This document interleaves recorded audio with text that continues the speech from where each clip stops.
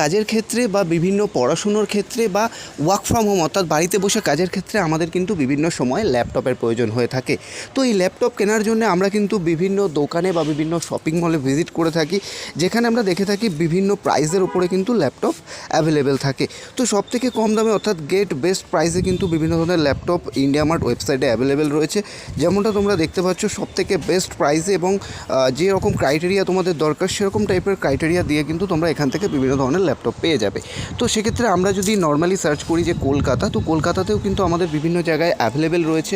তো আমরা যখনই কলকাতার উপরে ট্যাপ করবো, আমাদের সামনে কিন্তু এরকম একটি পেজ ওপেন হয়ে যাবে, মানে আমাদের লোকালে কোথায় কোথায় বা আমাদের লোকেশানে কোথায় কোথায় ডেলিভারি করে সেটা কিন্তু আমরা বা কোথা থেকে আমরা কিনতে পারি সেটা ডিটেলস কিন্তু আমরা পেয়ে যাব।